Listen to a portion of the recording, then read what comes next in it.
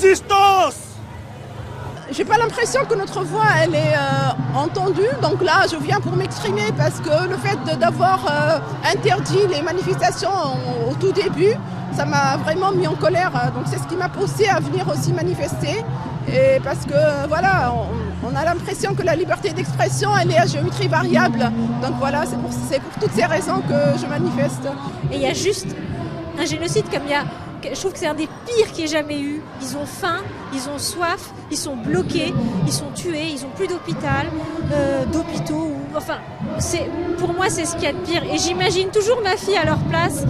Et en imaginant ça, c'est extrêmement douloureux. Oui, c'est assez simple.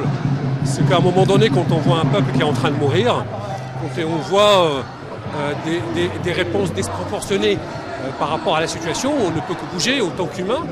En tant que Français avant tout, hein. Donc je trouve que la situation devient très très grave. En début de semaine, l'Assemblée générale de l'ONU s'est prononcée en faveur d'un cessez-le-feu. Le gouvernement israélien est aujourd'hui de plus en plus isolé. Eh ben, il faut faire en sorte de continuer à faire monter la pression pour que la France fasse davantage que ce qu'elle fait depuis maintenant plusieurs semaines. La France a des leviers pour agir. Elle doit s'engager sur la voie des sanctions à l'égard du gouvernement israélien qui est responsable d'un massacre, qui a un massacre de masse.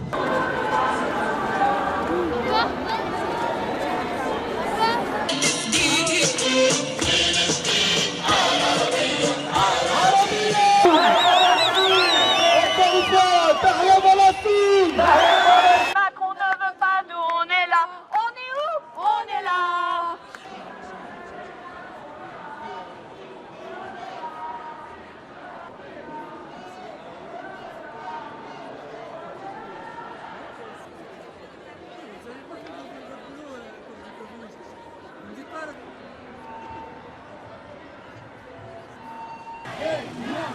Non, non, non, la collaboration avec le